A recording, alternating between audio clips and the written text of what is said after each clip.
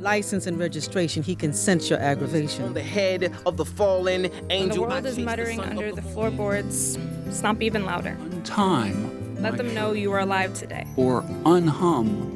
Did you know that your hands came with a ripple effect? Whisper tones unraveling like silk. Blood, sweat, and tears win by any means poetry. Wait, look at me. Is a piece of the pie too good for me? Some may call it rock the mic. We call it poetry.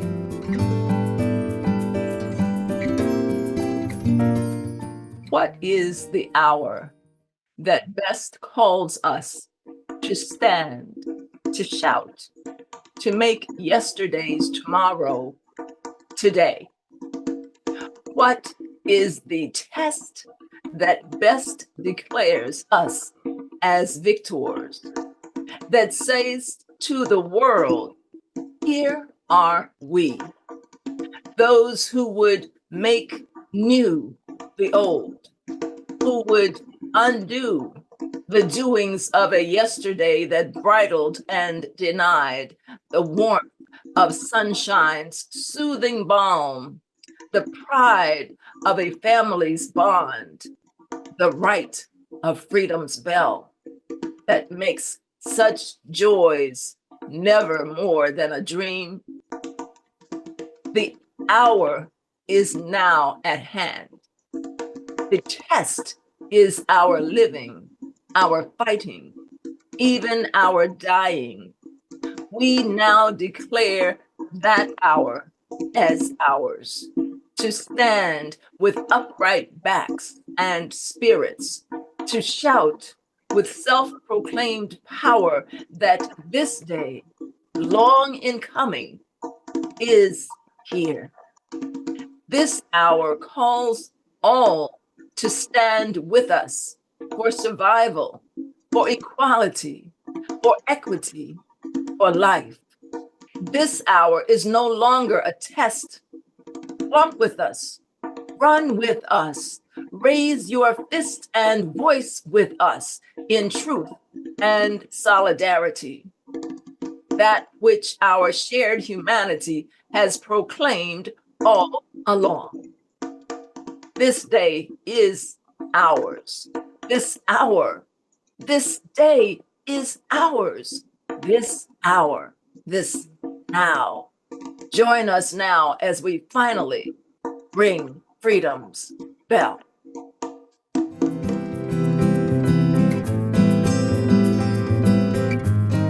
Hello, Sojourn with Words family. Welcome once again to Sojourn with Words, the premier poetry program right here, based out of Prince George's County, but we know we're global these days because we're on a virtual format.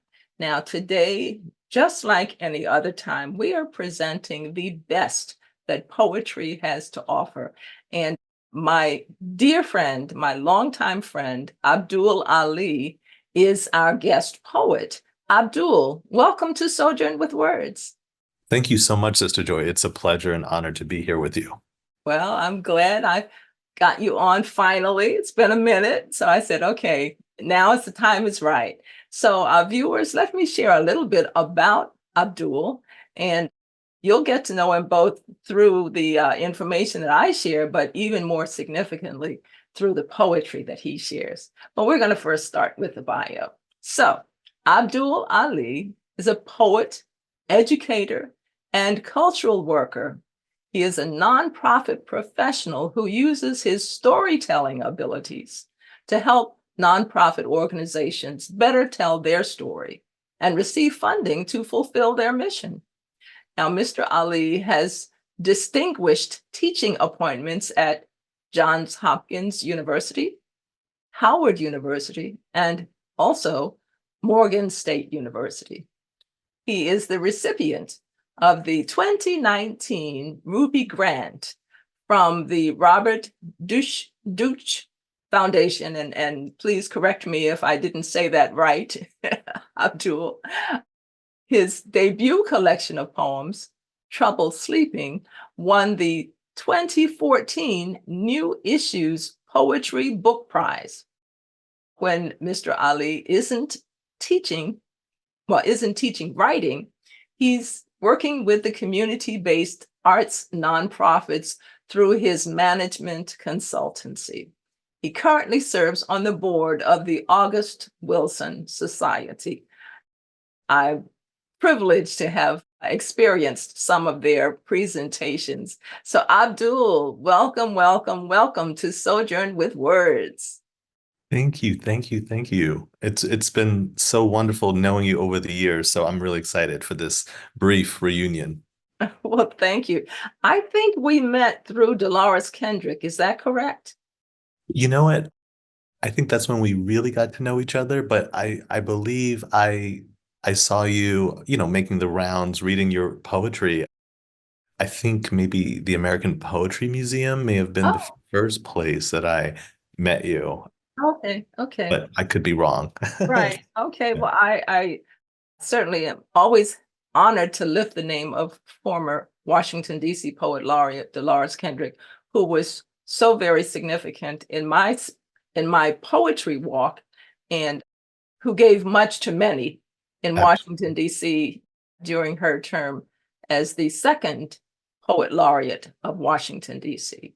Absolutely. And she would be so proud of the trajectory of your community work and your poetry and how you followed in her footsteps, becoming poet laureate of PG County. And do much in part to her.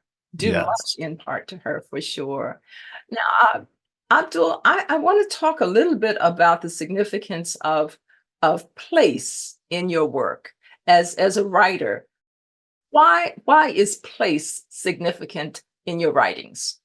Yeah, absolutely. So it's important to me for folks to be able to connect to my work. And so I try not to write about abstract ideas, but rather rooted in concrete things like place, like in my only book to date, Washington, D.C., is important. New York City is important. And of course, there's, that in-between space of where we dream when we're asleep, right? Okay. So yeah, I do pay attention to place a lot in my work. Are there specific poems that you're known for that perhaps we'll hear one or two of them today that bring in the significance of place in some of your poetry? Well, it's funny because I've been thinking a lot about the workplace, right? And how that can be a place, an unfamiliar place, an unfriendly place for people of color.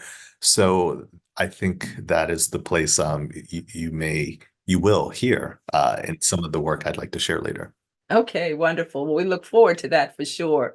Now, culturally speaking, there are voices that have gone before us, that have come before us.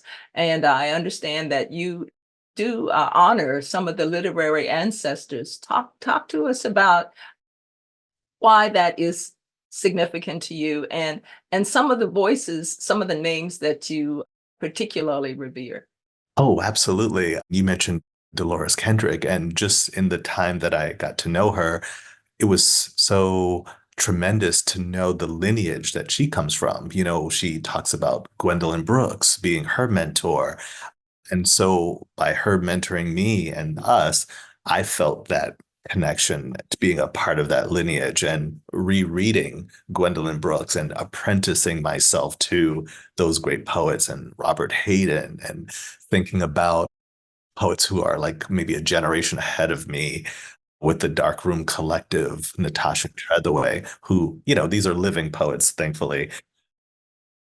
Yeah, I mean, reading is such a teacher, for me.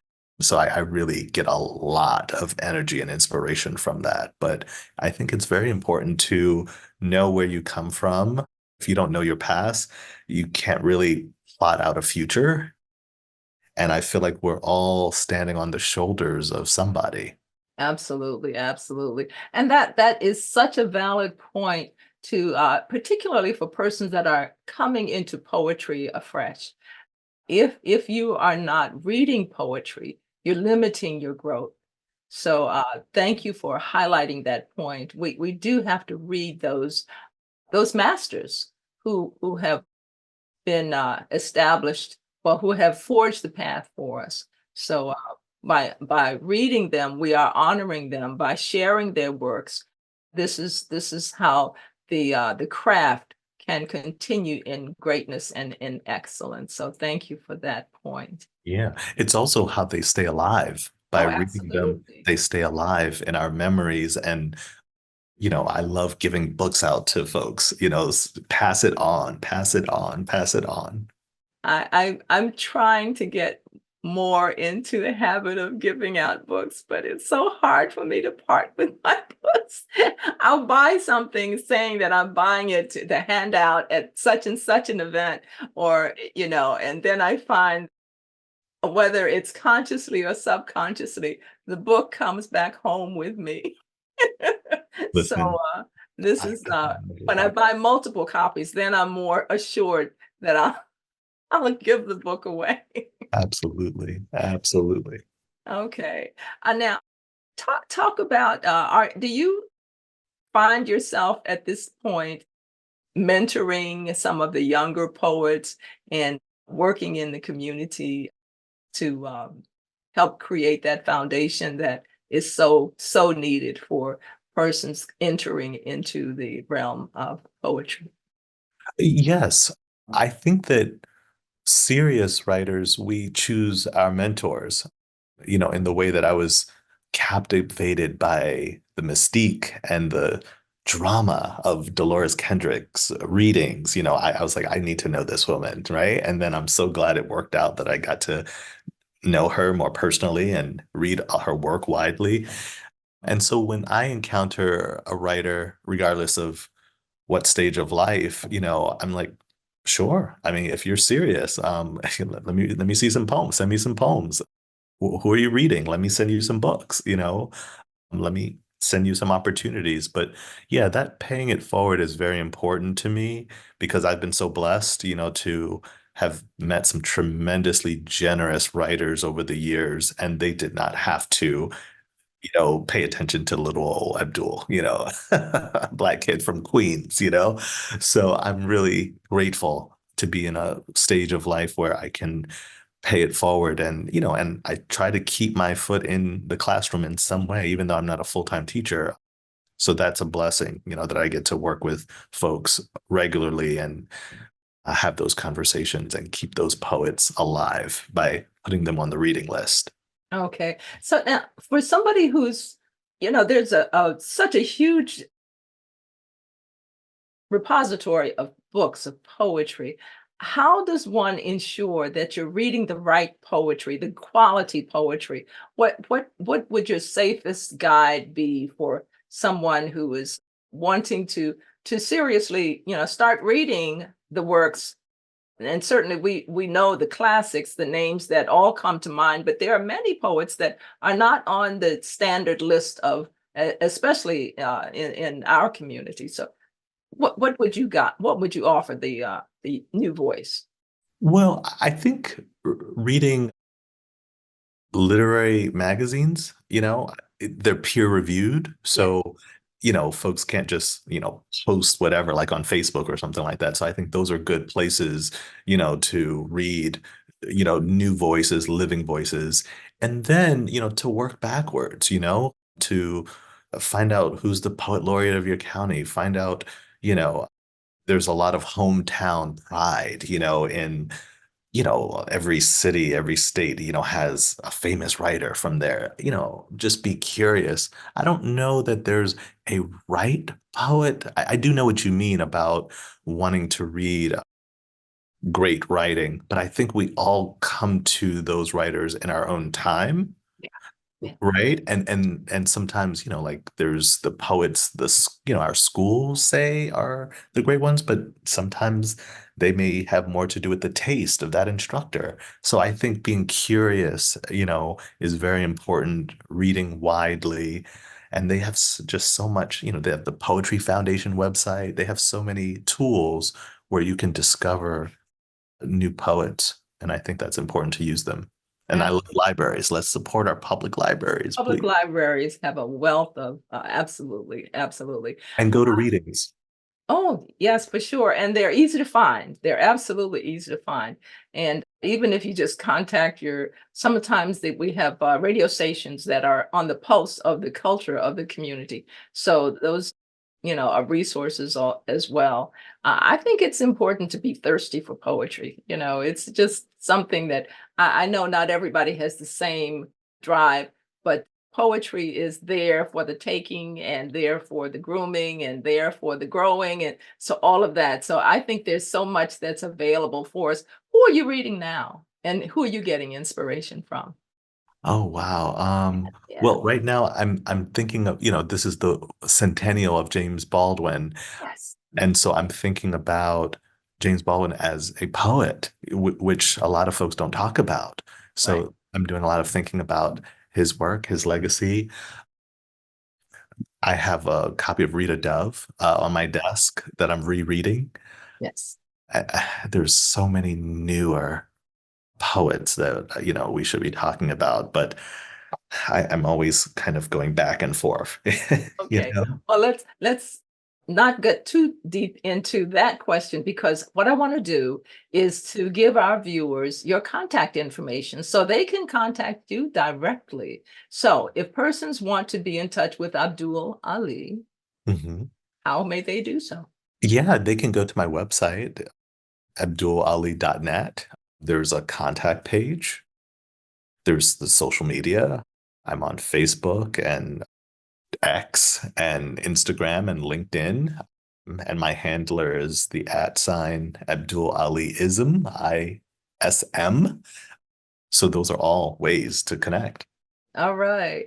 Well, now roll up your sleeves, everybody. Abdul Ali is now going to share his poetry right here on Sojourn with Words. We're excited, we're ready, and we know that you're about to be blessed. I'm saying it. Yes, you're just about to be blessed. Abdul, welcome once again to Sojourn with Words. Please, the mic is yours. What would you share? Oh, thank you so much. So I have a series of poems called Microaggressions, and I wrote this series to start a conversation about how, as people of color, we have to navigate so much going into the workplace and, working with our colleagues and our mentors. And so I wanted to kind of chronicle that because I felt very alone dealing with some of that. So I'm happy to share that with your audience today. Take it away. Okay. Microaggression number 15. You're having a check-in with one of your writing mentors who is white. They've been awfully generous over the years. You get to talking about translation, how you'd like to try it someday. You comment on the relatively low visibility of African poets in the United States, with a few exceptions. You mention that one day you would like to take up this work. Their response? Maybe a real African should translate an African poet. Your mind swirls around the words real and African. You time travel for what feels like hours to your childhood. You see that moving white van, the bald-headed young man who is white, shouting, "Go back to Africa, nigger." There goes that word again, African, made real. So these are prose poems, in case you all are wondering. This next poem is microaggression number 25. You remember when you used to enjoy going to writers' conferences. It once felt like a giant block party, seeing all of your friends spread out across the country, giving readings and talks. And then something changed. Maybe it was that random white woman who came up to you clutching her chest, saying, "I loved your reading," but you didn't give a reading. You laugh out loud at the cliche that all Black people look alike. You kick yourself for not trying to get a book sale from this mistaken identity. You later tell this to one of your friends at the conference. They say, maybe you just have one of those faces. Maybe they're right. Everything isn't always about, you know.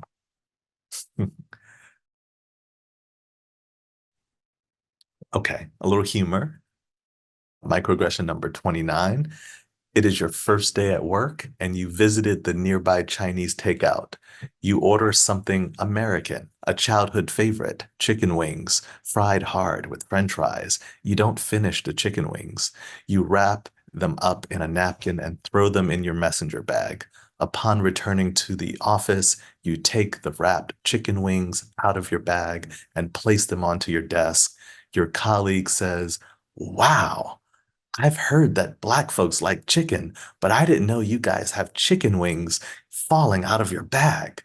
You laugh along, as what else could you do? The waft of your lunch fills the air. You desperately want to grow a pair of wings and flap away, far away from this awkward joke you've become the butt of. I'm going to read the last one to this series, number 38. This summer, you leave the city every chance you get. You want to feel like a real poet getting lost in the shadows of trees, discovering new plants, butterflies up close, birds with the most beautiful petticoats.